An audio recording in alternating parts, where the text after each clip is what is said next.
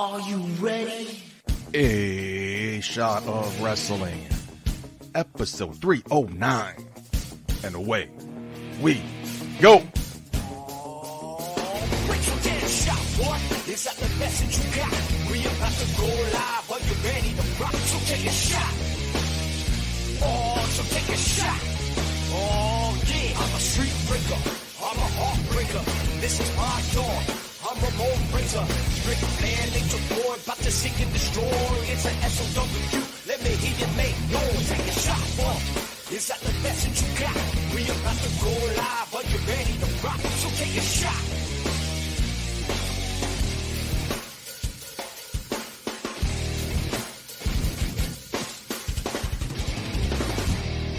Hello, everybody, and welcome to the Season 7 premiere of A Shot of Wrestling. I'm your host, @MuggedPutty.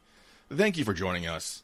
In the past couple months, you notice there's been a lot of big-name returns onto the Triple H era. Well, something else is coming back this weekend, my friends. Please welcome back football. Football is back this weekend, ladies and gentlemen. So excited. After all these weeks, months of waiting, football is finally back. Wow. But ladies and gentlemen, you hear him now. I guess whoever created that former co-host can delete it. No more @redacted. Please welcome back to the show my former co-host, Hollywood Marcus Davenport Shawn III. Welcome back, buddy. Long time no see. Well, thank you, Putty. Thank you. I'm thank glad you. that you're allowed to say. I'm glad you're allowed to say my name again on the show. I noticed even when I had interviews on, you refused to say it. You treated me like Donald Trump on Stephen Colbert show. That's not fair. I took a paternity leave to take care of my daughter, and now I am back as I promised, as I said I would. I know you had doubts, but here I am. And for the record, no longer Hollywood.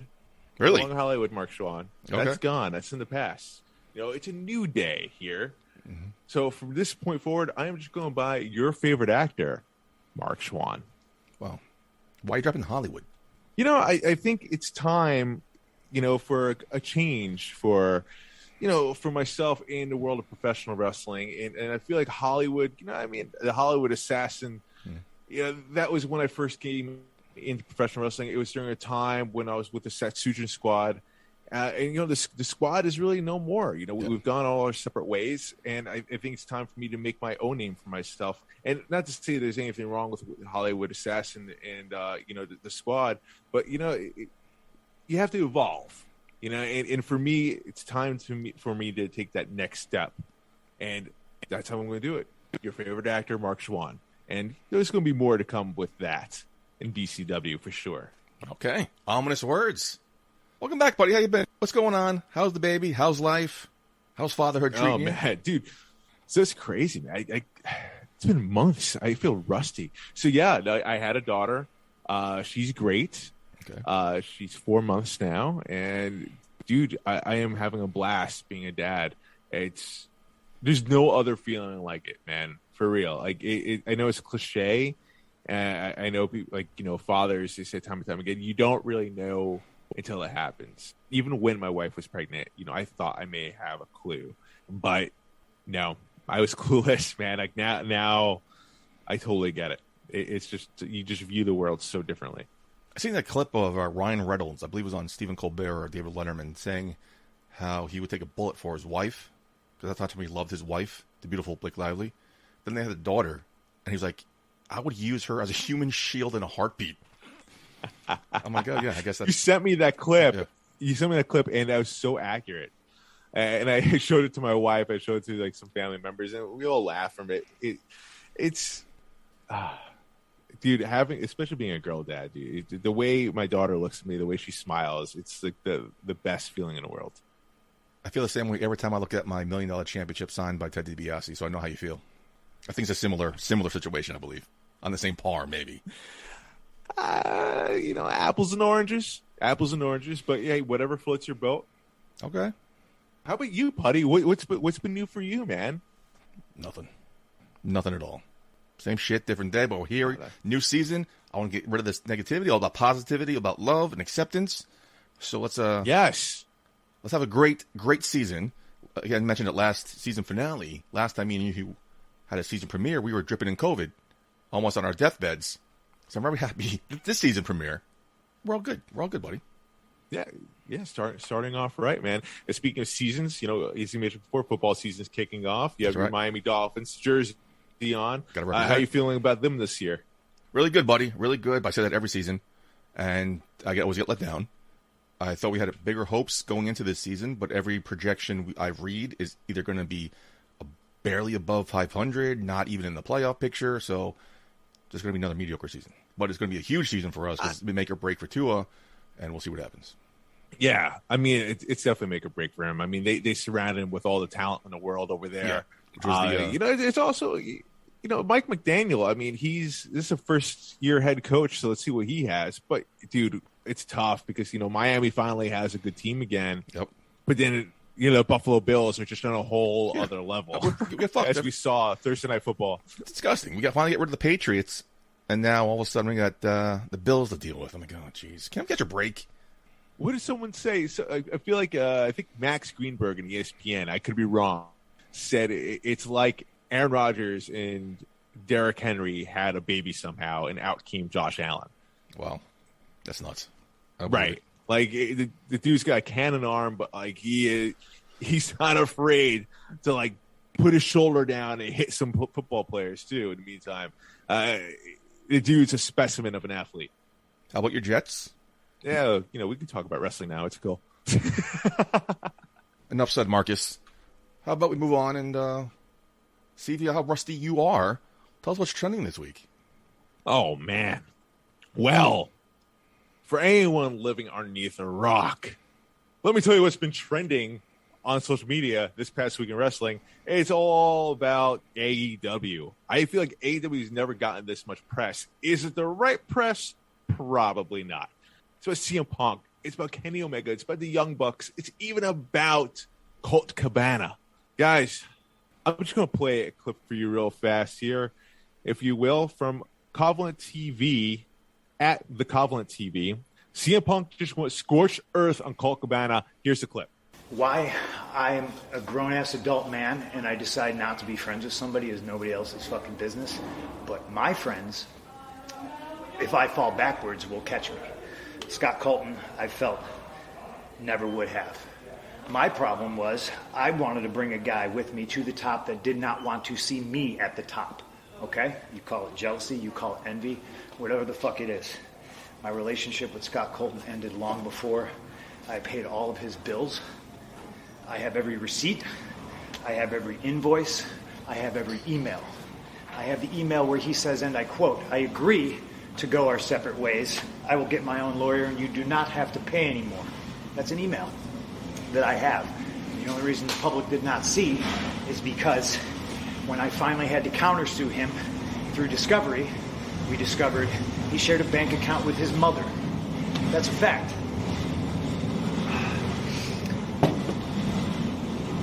And as soon as we discovered that fact and we subpoenaed old Marcia, he sent the email, "Oh, can we please drop all this?" Now, it's 2022.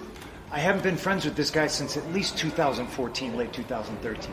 And the fact that I have to sit up here because we have irresponsible people who call themselves EVPs and couldn't fucking manage a target, and they spread lies and bullshit and put into a media that I got somebody fired when I have fuck all to do with him.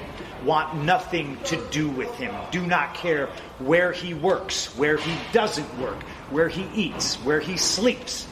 And the fact that I have to get up here and do this in 2022 is fucking embarrassing. And if y'all are at fault, fuck you. If you're not, I apologize. But what did I ever do in this world to deserve an empty-headed fucking dumb fuck like Hangman Adam Page to go out on national television and fucking go into business for himself? For what? What did I do, Dave? What did I ever do? You tell me. Didn't do a goddamn thing. So after that little pipe bomb, that outburst from CM Punk, meanwhile, he was sitting next to Tony Khan that whole time. According to at WrestleTalk TV, it has been rumored that there was a fight backstage following CM Punk's comments aimed towards the AEW EVPs, Hangman Page and Colt Cabana, during the All Elite Media Scrum. So that was a rumor at the time. Keep in mind, guys, I am going based on the timeline of the tweets that we saw this. as we come to find out, it necessarily wasn't Colt Cabana and Hangman Page that was in the scrum. No. It was Kenny Omega and the Young Bucks. And shit got wild.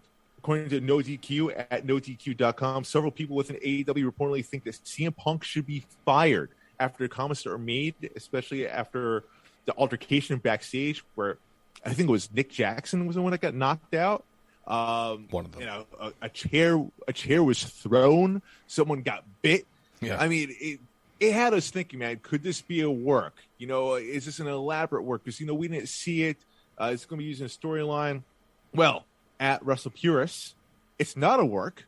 There's a lot of legal situations involved, and it can be very messy, and I think that's one of the reasons why no one at AEW is allowed to talk about it. That's according to Dave Meltzer, an AEW backstage confrontation involving CM Punk and the Elite. We're not done here yet, guys. So, of course, you know, we're thinking, all right, well, what's going to happen next? You know, is someone going to be fired? Is there going to be, suspensions? Is CM Punk done? Because the Twitter universe has been divided pretty much on, like, whose side is on whose. So, according to at Russell Pierce, going back to them, there are suspensions stemming from the Sunday fight that was a result of CM Punk's post-all-out press conference comments. More to come here. According to Sports Illustrated at Russell Ops, the punishment will be suspensions for every person involved in the AEW backstage altercation after All Out on Sunday. CM Punk and Ace Steel will either be a part of the suspensions or no longer with the company by the end of Wednesday. So that got a lot of speculation going here. Like, okay, well, they ironed out suspensions for the EVPs, but the world champion might be fired? Okay, not done here. Wednesday comes along, AEW Dynamite, going to at BR Wrestling. Tony Khan announced both the AEW World Championship and AEW World Trios Championships have been vacated. No other word about the scrum or what happened in the aftermath, just vacated for no reason whatsoever.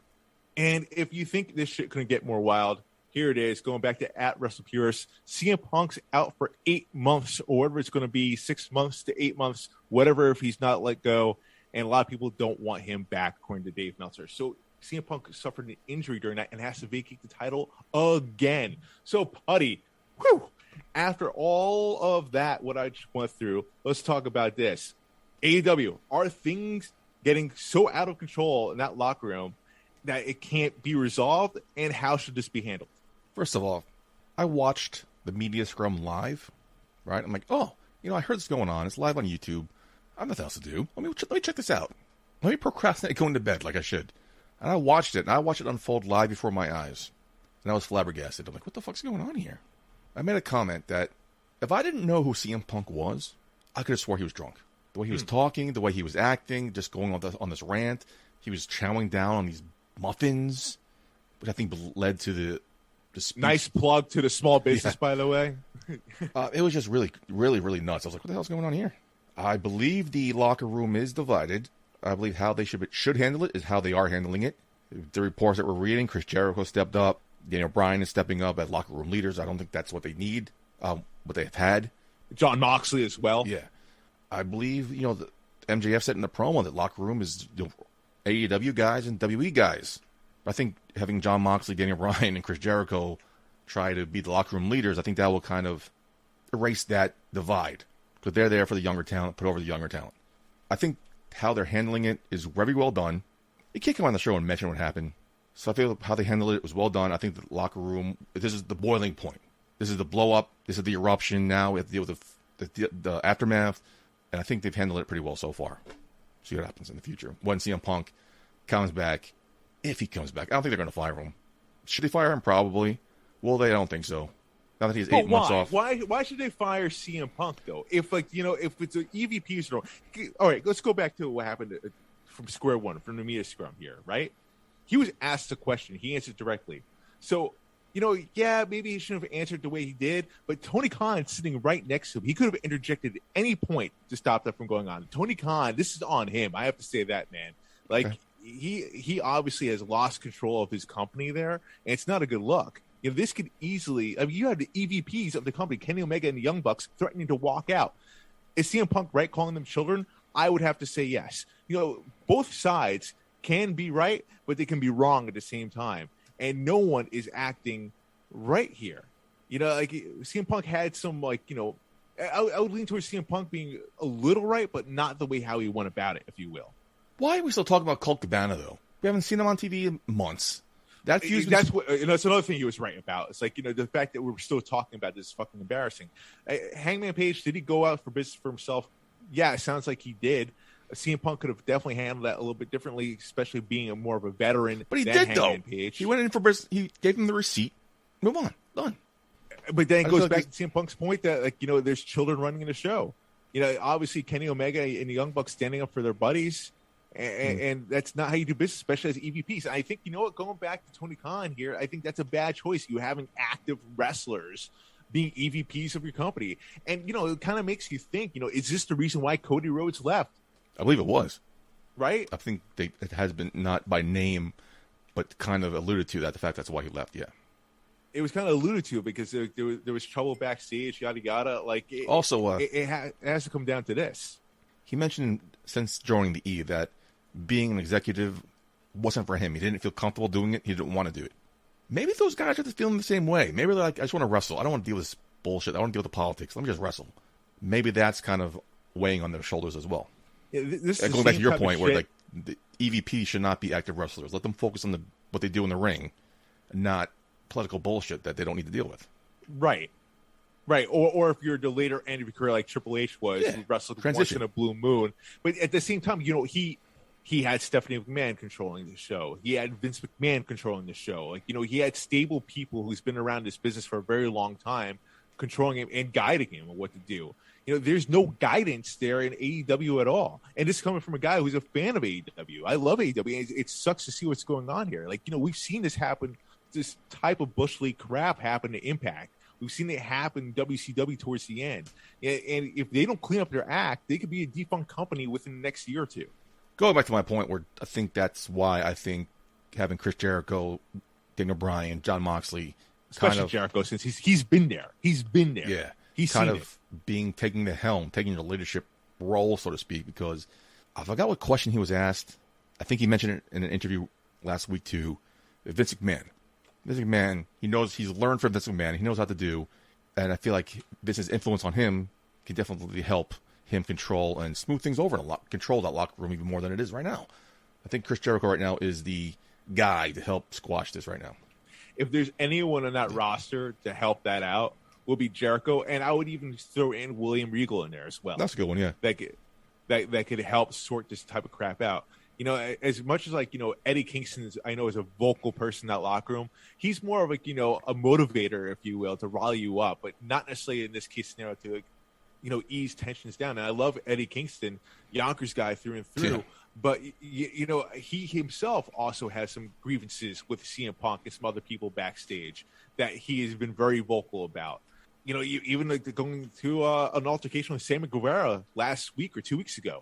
Yeah, shit is getting out of control in that locker room. And, I hope Jericho, Moxley, and Bryan Danielson can step up and ease tensions here. But, CM Punk being injured here now, it's world champion again, vacating championship within it's for the first time. How long has he been champion for all together? He's been champion, 6 days since winning the first time to winning the second time? He's vacating it for the first time, my friend. Remember, he was interim. He was still champion. This is the first time he's been stripped of it, okay? Pay attention. Going back to what you're just talking about, though, guys like Eddie Kingston, most of the AEW locker rooms, where are we coming from? The indies. Every indie promotion is different. Every indie promotion is guys trying to make a name for themselves, putting them on the spotlight. Again, you said you're an AEW guy. I'm a WWE mark. So what Chris Jericho was talking about, Vince McMahon controlling this locker room, they know how a business is supposed to run, how a business should be successful, how you should act and not act in the public eye, what you tell the reporters, what you tell these dirt sheets, what you don't tell them. If they can lock that shit down, those are the guys that do it. And I think going forward, those guys controlling the locker room, I think AEW will be fine. So going back to what I was talking about CM Punk. So CM Punk is out for apparently around 8 months or so with this new injury. Yeah. 8 to 9 months. So that's a long time. It's a good amount of time to maybe get the locker room together and calm things down. But when he comes back, does he come back? Should they allow him back? They signed him to a big time contract. But is he worth that money, or should they let him go?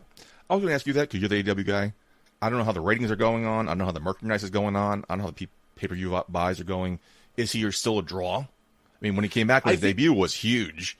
The months subsequent were huge, but I think he was still a draw until the Young Bucks, whoever it was, released that info. It kind of just like poured gasoline in that fire between him and Hangman Page, and it kind of made people turn on Punk a bit.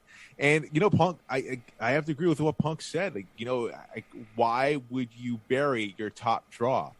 You're taking money away from not just himself, but for the promotion as well. Like, it's just not good business. It's not smart, and that's what they need to clean up here. I feel like he should take these months off and realize, okay, what he did was wrong. He shouldn't handle it that way, and maybe if allowed to come back, he gets a second chance. I don't think he should take the full 8 months. I think he should take some time to evaluate, and to evaluate stuff, it can only really take a week or two to do, and then start making advances to better your situation. Whether if you want to come back, then you make the steps to do that. If you don't, then you also take the steps to leave. Apparently, again, I'm a huge CM Punk fan, but you talk about second chances. It seems like not a lot of positive things were said about CM Punk when he left WWE. No, none. It seems like AEW may have been his second chance. Apparently, there were some people even saying bad things when he was part of the Fox backstage. There were some obviously Natty had some shots fired today on Twitter. Did she? On her own tweet, like it kind of making it seem like she's against CM Punk, and she shared that locker room with him for quite some time. So listen, I'm a fan of CM Punk as a performer. Phil Brooks, on the other hand, the person, it seems like he's a polarizing figure. It seems like there are people very much on his side, and then there are people very much against him. So I don't necessarily know. I've never shared a locker room with a man. I don't necessarily know who he is as a person. So I can't speak for that. I can only speak from like what I'm seeing as an outsider in this specific scenario here. It's just, again, I think, there are multiple parties wrong in this. While I agree with CM Punk's points, not necessarily agreeing with the actions, if you will. No, it's fair enough. I think everyone agrees with that statement. And no, not at all. No? Not everyone agrees with that statement. No. I feel like that's just common sense. You don't fucking shit on where you eat, and he just shat where he ate. There are people very, very much against CM Punk right now. And he's being buried. He's being buried by. Well, I mean, actually, should be, but like, it just should be like. Before that, he's not cancel culture here. This is not going to. Let's not cancel CM Punk here. That's what people are looking to do. This is not cancel worthy, and I'm not a CM Punk fan. This is me saying. But meanwhile, you have the Young Bucks and Kenny Omega like knocking down his door pretty much. Like, well, what's going on here? Bret Hart, and I'm not saying they should be canceled either. And actually, you know what? I want to bring up this point. So Bully Ray brought up on Busted Open how this is like a $1 million idea here. To make some money off this. It's everywhere at this point. Is this something that they can probably bank on when CM Punk comes back? Yes. And should they?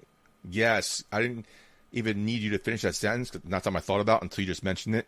Halfway through your sentence, yes. WWE capitalized on this perfectly with Lita, Edge, and Matt Hardy.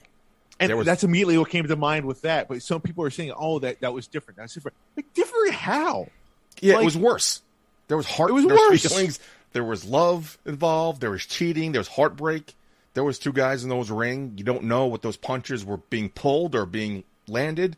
Who knows what's going on? So AEW wants to capitalize on this. Going back to that, yeah. When CM Punk's healthy, ready to go, make it real. Bring it to the attention. As long as things are kind of smoothed over backstage, put it to the ring. Let's see what happens. Make money off of this.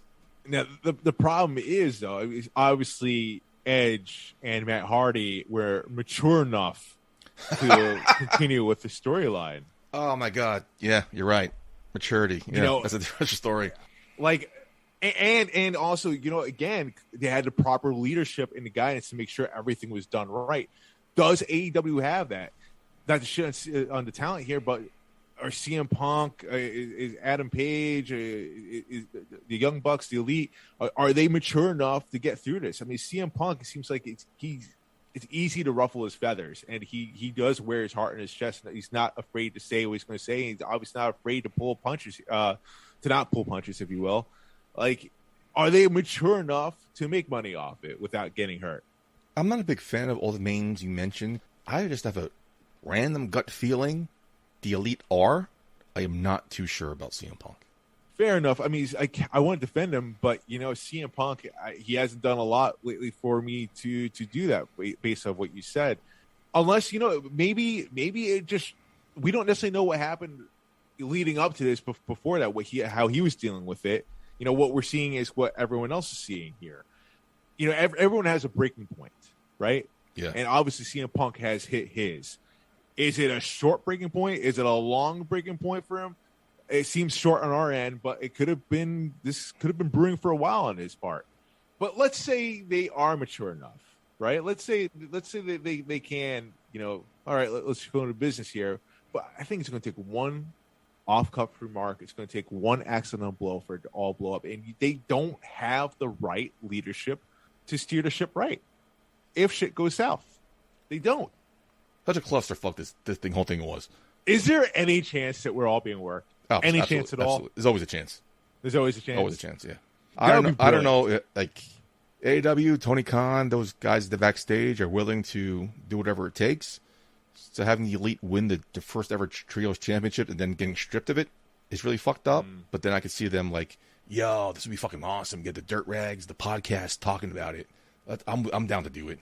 So I wouldn't be surprised if this is a fucking work, but it doesn't seem. I don't think it is. I don't think it is, man, because you can't plan for this amount of attention, and it's not good attention at all. It makes Tony Khan look weak. That's the second time you mentioned it, but isn't that old phrase? There's no such thing as bad press. I mean, the ratings probably did well for AEW Dynamite this week, so probably maybe you're right. Yeah, maybe you're right, but I think we're at this point where we're beating a dead horse, man. Like, to be continued. We're going to see what happens next year. But, going with what you said before about Jericho, Bryan Danielson, but touch on Moxley real fast here. Moxley's promo on AEW Dynamite, man, I think shows, what a good leader he would be for that company. Because that was all heart. And you could tell he meant and felt every single word of that. And if he brings an ounce of that to that locker room, they could be better off, but we shall see. Yeah, so Marcus, I think we talked enough about CM Punk. Was there anything trending this week? Well, was that just dominating the whole? Yeah, that pretty much dominated all of social media here. So I haven't heard anything else but that all week. So yes. As far as the news goes, that's all we have here. That's all the time we utilize for the news there. Yeah, I mean, that was dominating everything. So how about we get into my favorite subject, this week's TV Takedown. It's time for this week's TV Takedown. All right, ladies and gentlemen, this is a time where we usually get into our thoughts about the week that was television. But however, this new season, Marcus, tell them what's going on. All right, so TV Takedown is back, but with a little bit of a twist. So we're taking a little bit from like what's trending from the news and applying that to TV. So instead of us recapping what happened in the past week or what we're looking forward to next, we're going to talk about the trending topics that happened while TV was going on. So starting off here, at Melissa X1125, tweets in all caps, tonight of the big AEW pay-per-view, right? Toni Storm is AEW Women's Interim Champ. Let's fucking go. Lots of excitement behind Toni Storm winning the Interim Women's Championship. But I do have to ask you, Putty, Toni Storm is now Interim Champion. What happens when Thunder Rosa comes back, though? Is this going to play out the same way we saw it happen with Jon Moxley and CM Punk? Because that didn't really end out too well. What do you think? It's going to come off better because you have the built-in storyline that they're Thunderstorm. They're a tag team. They're good friends. Blah, blah, blah, blah, blah.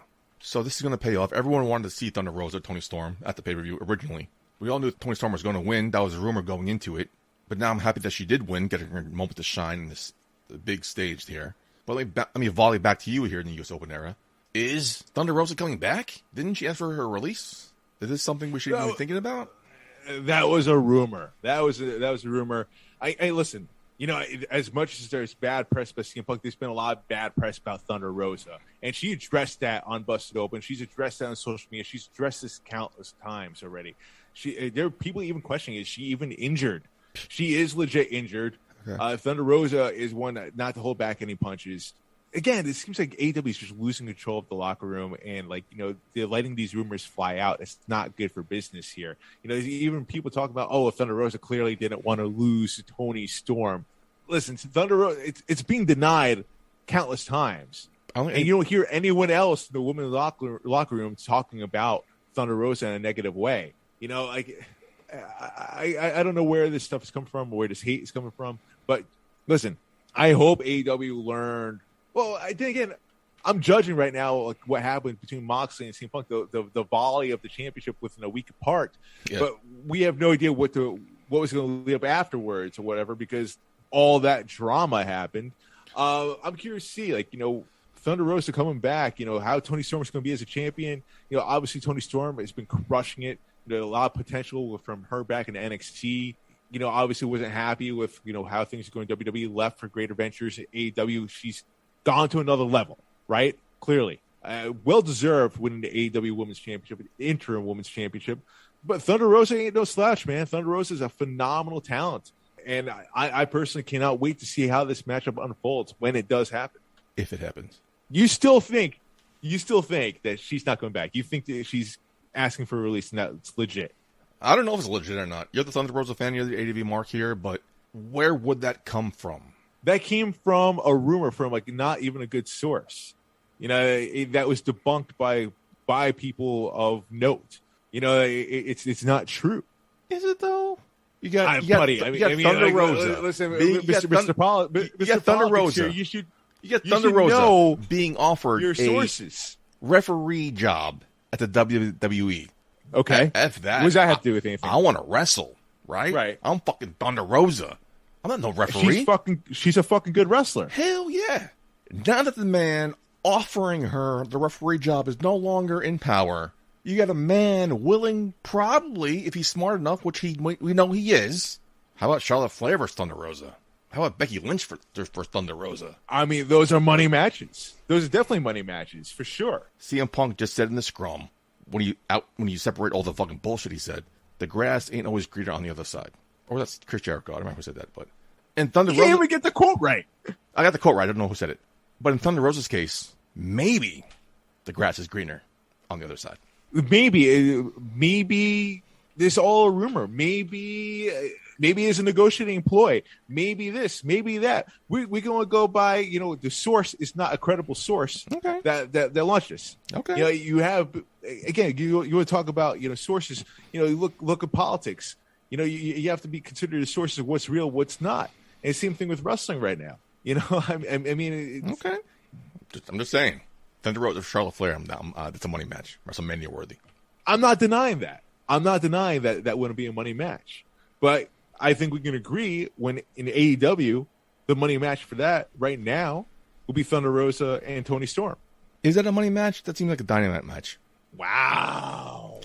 That's shitting on Toni Storm. No, I love both women. I'm a big fan of both of those women. But that rivalry. So you're saying Thunder Rosa versus Charlotte Flair is a money match, but Thunder Rosa versus Toni Storm is not a money match. That's shitting on Toni Storm. I apologize. You're correct. That is a money match for AEW. I'm thinking grand scale here. That is correct. That could be a pay-per-view main event worthy match. I apologize. AEW's women talent is not to the level of WWE's women talent yet. But they do have some good talent in there. A lot of indie talent. A lot of people that came from the indies. But, of course, I mean, WWE is a whole other level because, True. Again, AEW is a newer promotion. I think that's the only difference. They are getting better and better each and every single week, every year. It's just climbing up. So, yes, that's why I think this will be a marquee match for AEW, for sure. But moving on here, Public Enemies Podcast at The Enemies PE3. They quote retweeted Dexter Lumis getting involved in the steel cage match with The Miz and Bobby Lashley on Monday Night Raw, saying Dexter Lumis is going to be a star. Buddy, I have to ask you, man, does Dexter Lumis have star potential in him? Yes. Not main event worthy, not a championship worthy, but he has a spot on the roster. I'm not a fan of his gimmick, but it works. But as mentioned numerous times, there's a difference between NXT gimmicks that don't often work on the main roster I never thought his gimmick would work, especially since he doesn't talk. But so far, how they're using him as being a disgruntled employee, shouldn't be here, messing with AJ Styles, now completely kidnapping and messing with The Miz. So far, it is working. In a year's time, will he be a champion? No, he won't be. So then how does that make him a star? You said yes. If you're saying yes, he's not going to be a champion, how does that make him a star? He's not a star then. Your answer would be no. No, he is. If you're saying in a year's time, even 2 years, 3 years time, you don't see this man becoming a champion. No. How is he a star? How is he a star? He's not a star then. The answer would be no. He's not a star. Was Santino, what are you talking is about? Santino not a star? Santino's not a star. Is Danhausen not a star? Danhausen is not a star. No. You don't think he's just people dressing up like in the crowd? He has huge merch sales. He has a cult following. He's not a star.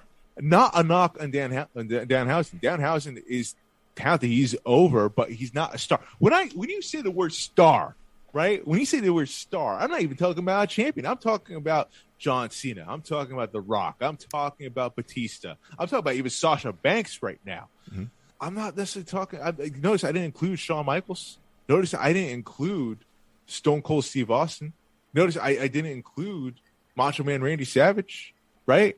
Like those are very, very good wrestlers. Those are people that got over. Those are people that are damn good at what they did. Star? The word star. I hold that word near and dear to my heart because star is someone that transcends the sport. And Dexter Lumis, very good at what he does. Dexter Lumis is a great character. He's a character actor. Kind of reminds me of Michael Fassbender, right? The man who played Magneto in X-Men, right? The New Age X-Men.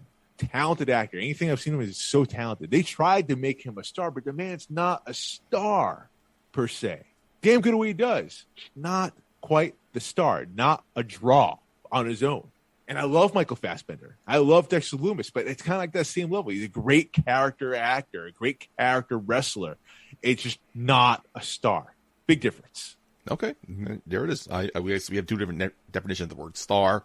I'm thinking in a broader scale. You're thinking of a different scale. So what's a star to you then? Money. You can make money off this person. I think they can make money off you can make money off anyone on that roster, but how much money? How much money makes you a star? I don't know. That point.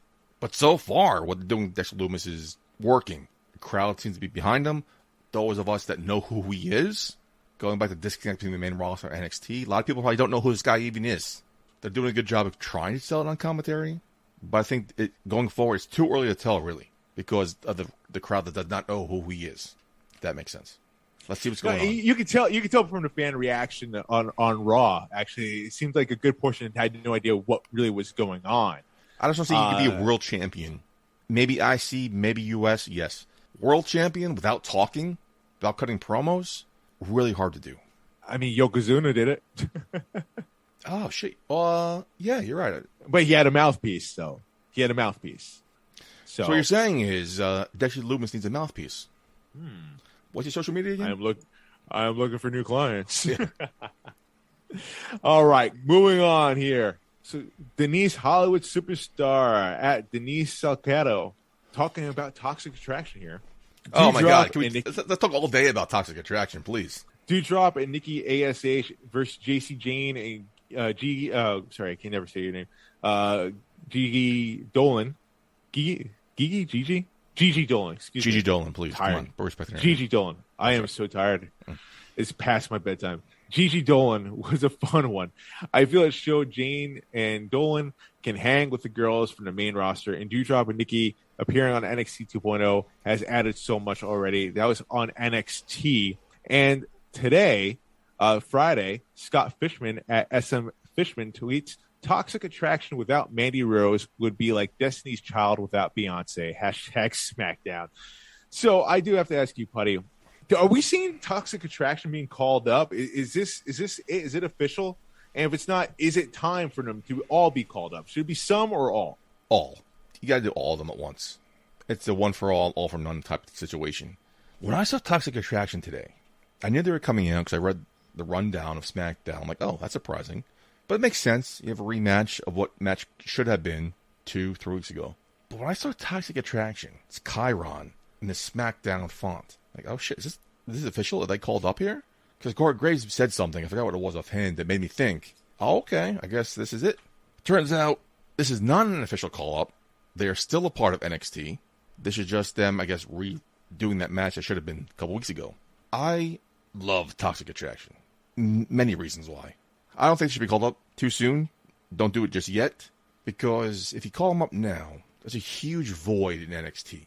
NXT doing, in my opinion, you might disagree here, is doing a good job building up and coming With the women roster, they have a lot of up-and-coming talent in that women roster, but nobody on the level of Mandy Rose, nobody on the level right now of Toxic Attraction. So if you pull Toxic Attraction out from NXT, that's a huge void in that women's roster. Should they be called up? Yes, they deserve it. Not yet, though. I don't know, Putty.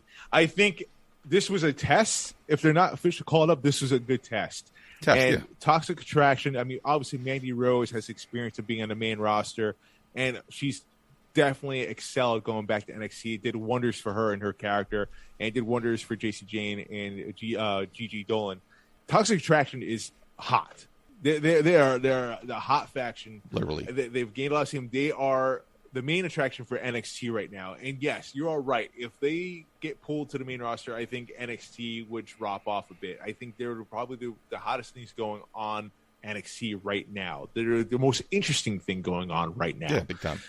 But I think it's going to happen soon. It's going to happen in the next couple of months. It has to happen, because why would you put them on SmackDown, feature them as such, and they did well, if the goal isn't to bring them up? Now, obviously, we haven't seen Mandy Rose back up in the main roster.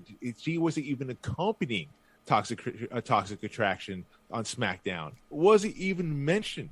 So it makes me wonder, what's going to happen? Are they going to split up the group? Because I feel like then if they split up the group, they're just setting up these girls to fail. I think Mandy Rose will be fine on her own. But as far as Gigi and Jason, it's not time to split them up yet. No, not at all. Bring them up together. NXT, I think they're viewing it more what it is. I think they're not viewing it as a third brand. It's definitely just a developmental brand. Absolutely. And obviously Mandy Rose, with also the new NXT Europe, it's a way for them to build up new stars. And Mandy Rose, I think, will be fine coming up to the main roster with Toxic Attraction. It's going to be money all around, especially if they have a feud at Survivor Series with Damage Control. Boom. Money. Too soon. Money right there. Too soon for that. Too soon. Listen, I know you're an NXT guy. Is it because you don't want to see him go to NXT because you know NXT is going to go in the shitter afterwards? No, not at all. But there's a lot of great women on NXT. It's like Last Legend, Nikita Lyons, Wendy Chu. Who's really up and coming is Tiffany Stratton. They're not on the... Cora Jade, Roxy. Although those two are not on the same level, but Cora Jade and Roxanne are not there yet. Cora Jade, you don't think is on that? Cora Jade is definitely ready. For the main roster. Not for the main roster, not yet, but to fill the gap for when Mandy Rose goes. I think Cora Jade could be the face of NXT. Oh, I agree. I think she needs to beat Mandy Rose to do that. And same with Roxanne. Roxanne could be that person as well. I think that's why I think Mandy Rose to leave next month or two, they would be fine, because especially NXT is developmental. That's what it's there for, and they're going to fill that gap just fine there. Will they lose some star power? For sure, because Mandy Rose does. It's not just what she does on TV. She also brings that veteran leadership there. But at the same time, people coming from the main roster back and forth all the time there. So who knows who else will come down there? We'll see. I just don't think Toxic Attraction versus cancel culture. What are they called? Damage Control. Thank you. Damage Control. Although, too soon. Cancel culture would be a great faction name too. I think it's just too soon. There's no storyline right yet. There's not enough build for that just yet. Maybe next year in 2023, maybe, but it's just too soon for that. I mean, dude, we still have quite a few more weeks till Survivor Series, so who knows what could happen? Months. Exactly. So, I mean, for it to happen like next week, I agree. Way too soon. But for it to eventually happen in Survivor Series, maybe a showdown, a women's rumble, absolutely possible. I don't think that's out of the question. If done right, that would be awesome. But moving on here to the next subject, Cultaholic Wrestling at Cultaholic, 5 stars. Dave Meltzer has given Sheamus versus Gunther a full 5 stars for the WWE Intercontinental Championship match at WWE Clash of the Castle. This is the second WWE main roster match this year to be given a 5-star rating, with Cody Rhodes versus Seth Rollins also achieving it. Interesting stat I found, this is like only a handful of 5-star matches that Meltzer has given to WWE since 1997. Wow. I have to ask you this, buddy. Who does this benefit more, Gunther or Sheamus? Gunther. Hands down. What more does Sheamus have to gain or prove? He is a multi-time champion, King of the Ring, Mr. Money in the Bank. They kept mentioning numerous times the build to this match, even during this match. If he wins, he'll be the first Grand Slam, Mega Grand Slam champ. I forgot the word they used. Because it's the only thing he's missing. Sheamus is automatic Hall of Famer right now. Gunther is up and coming. He's only been in the main roster for a couple months. Again, a lot of people in the main roster don't know who he was, but to show out how he did against Sheamus, that great epic brawl match. I'm not a Sheamus fan, but this match is one I was looking forward to because their styles just matched so well, and this match did not disappoint. I'm not surprised it's 5 stars. This is a great match of the year contender, and I just catapults Gunther so much. Great job. I'm going to disagree with you. Of course you will. Where's Vacant? Can we call it Vacant? While this helped Gunther out quite a bit, but let me rail off some of the 5-star matches that Dave Meltzer has given. He's given Bret Hart versus Stone Cold, WrestleMania 13, HBK versus Undertaker, Bad Blood, CM Punk versus John Cena, Money in the Bank, and then Cody Rhodes and Seth Rollins at Hell in a Cell. So there's only 4 matches since 1997. Undertaker, 5, counting this one. Undertaker. Shawn Michaels, Bad Blood, Hell in a Cell. Not WrestleMania 25? Not WrestleMania 25. That's insane. So for Sheamus to be in that company, to say that the fact that he had nothing else to prove, nothing else to gain, that's some pretty damn company to be in, my man.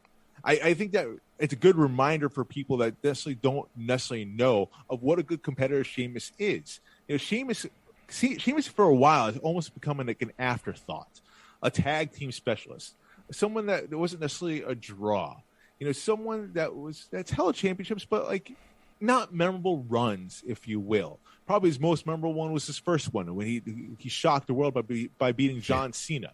You know, but the fact that at his age, especially for him to still go and have a 5-star match, to be in the name of these Hall of Famers right here, these or soon to be Hall of Famers. That's special company, man. I think Sheamus really needed that to get him completely over so he could have that underneath his belt. Those are bragging rights, my man. Those are bragging rights. And while it's great for Gunther has a very long career, but Sheamus still had something else to prove there. And I think that was very important for Sheamus. The only thing Sheamus had to prove was that he still had it. And I don't think many people doubted that he still had it.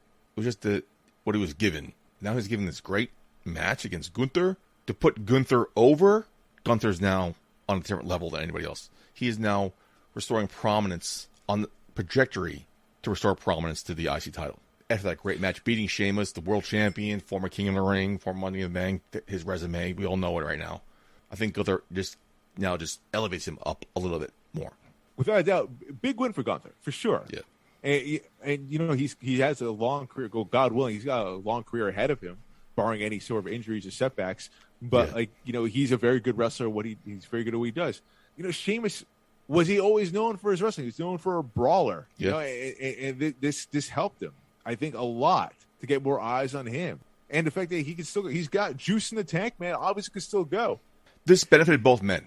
Overall, this benefited both men. I think Gunther more. Overall, yes. I think he needed it more, but Sheamus is definitely recouping the rewards of this great match as well. For sure. I mean, listen, if anything, yeah. I mean, Sheamus is towards a later end of his career here, obviously, as compared to Gunther.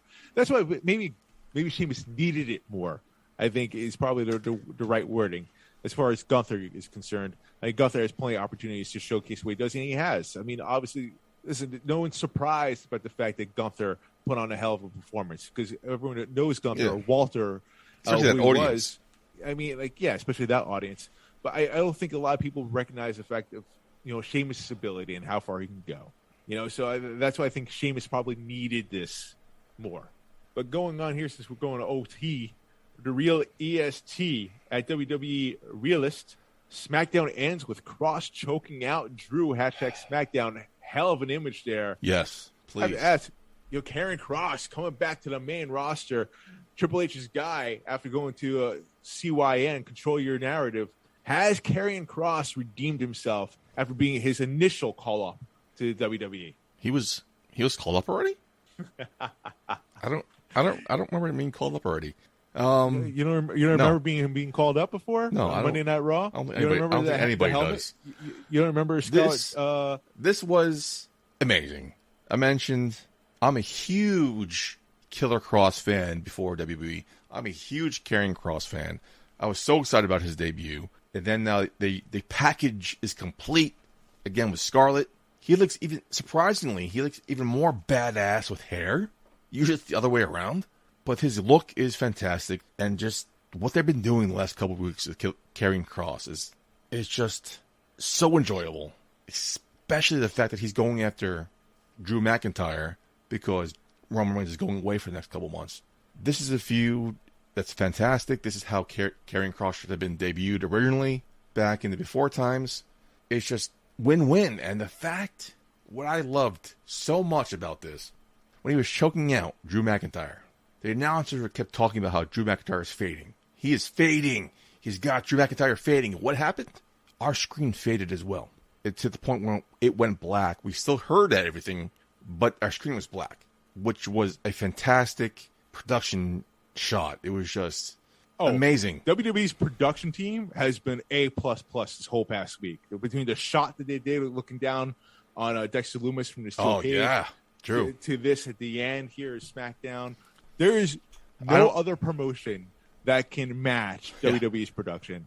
And I've been saying that for a very, very long time. They do a great job what they do. So there's no doubt about that. Hey, Karrion Kross, hey, man, I agree with mostly everything you're saying. Karrion Kross, I mean, they're doing a great job repackaging him. Has he redeemed himself, though, is the question. And I would say not yet. He's on his way to, for sure. But we haven't seen him have a match yet, brother. We have to see him have his first match back.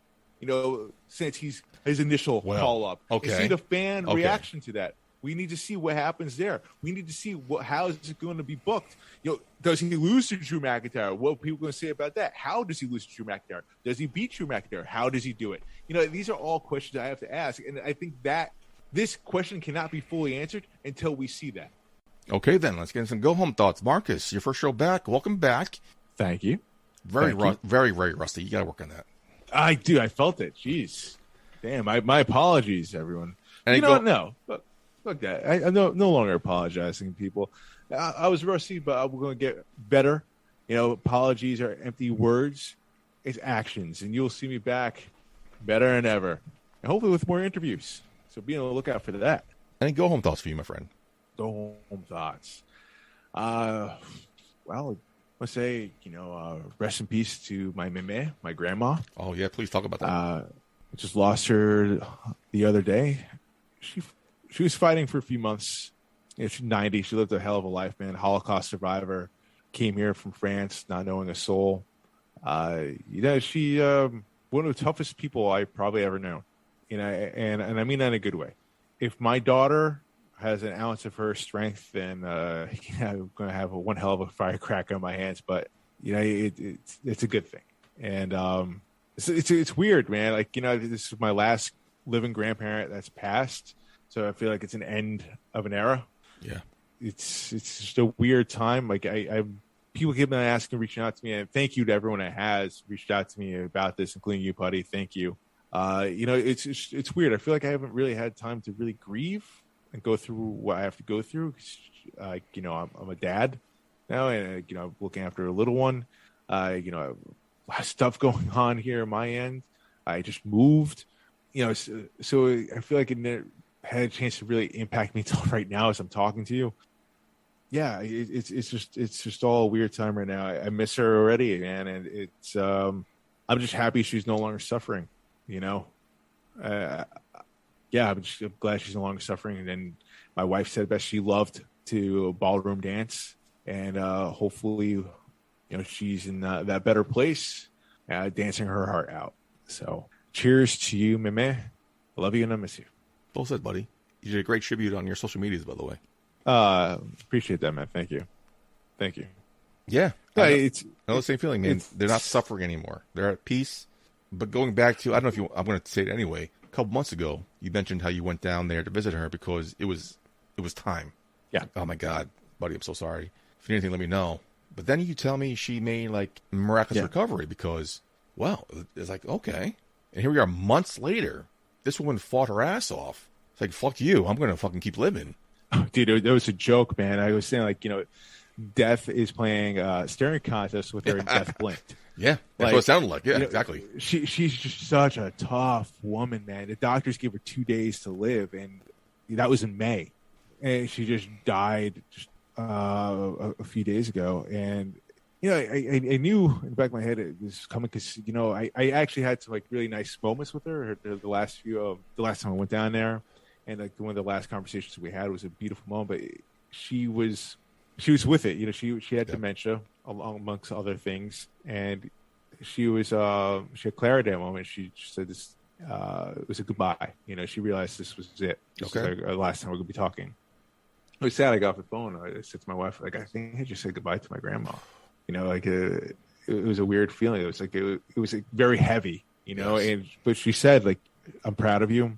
You're a great father. I can tell, and I just want you to know I'm proud of you and I love you. Wow. She said that, man, and like, I mean a lot. And I'm really glad that she pulled through to be able to see her great granddaughter be born, to see a picture of her, just FaceTime with her even. So that was huge, man. It's so weird, man. It's an end of an era right here for the Schwann family from my end. I'm dealing with it obviously my own way. I tried to power through it all week, and here I am, kind of emotionally breaking down here. You're not crying though. Remember when my father passed away, I was crying. So you do better than I did. I'm not drinking, so that's why. And I'm. Oh, it helps. It helps so much. Please, I highly recommend it. I might be too tired to cry too. That's true. This is way past my bedtime, and my daughter is going through her 4-month sleep regression. Mm-hmm. So the tear ducts might be dry. My grandfather, her first husband, I didn't know him really too well. But my other two grandparents on my mom's side, when they passed, like it was, I felt closer to them, even though like they lived in a different country. I couldn't get my chance to say goodbye to them, and actually, it helped me have a better relationship with my meme, the one I just passed. Mm-hmm. And so for me, when I went down there in North Carolina in May, like I felt like it was me saying goodbye to all my grandparents, if you will. Because you went down there to say goodbye. Yeah, I was told 2 days. I was told just 2 days, so I went down there to say goodbye. May, right? My daughter was just born. Yeah. I was like, oh shit, my grandma is about to pass. I need to go down there for so many reasons. Yeah, dude, she is a tough woman. Tough woman. But, she doesn't have to fight anymore. Nope. Yeah, peace, man. Yeah. And your daughter has the same spirit, though, so God bless. Yes, which means I'm probably going to lose my hair very fast, so. You aren't already? Okay.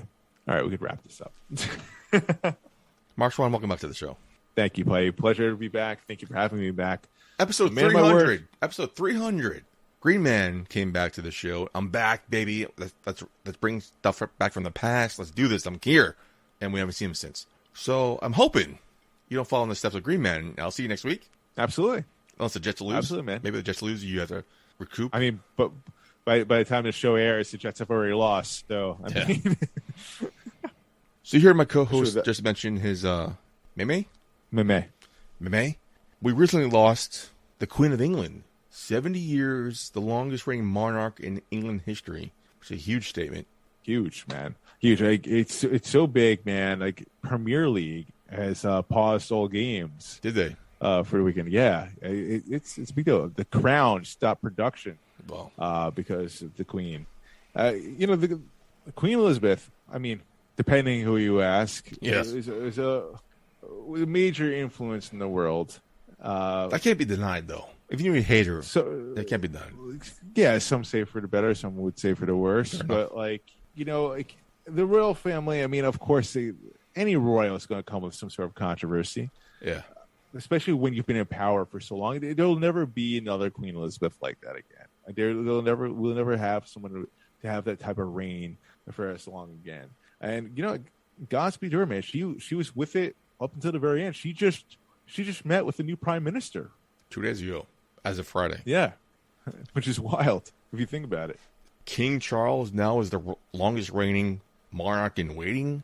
Which is so weird, King Charles, to hear that now. It's very weird. But it's funny. Like, he's been living for this moment for his whole life, right, King Charles?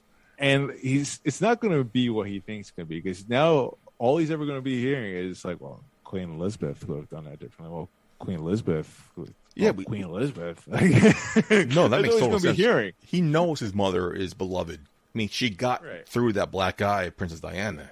And he's not beloved at all. Going back to your grandmother, going back to the Queen, this show will post probably in the evening of September 11th. Every year we honor and remember September 11th. Just hug your loved ones. Tell people you love them, because you never know what's going to happen tomorrow, as we all just encapsulated this. So, Marcus, I love you, brother. I love you too, buddy. Dude, you're one of the best things to happen for me entering into the professional wrestling world. Met a brother in this. Damn right, for life, buddy. When you shot at wrestling, you shot at wrestling for life. Too sweet, brother.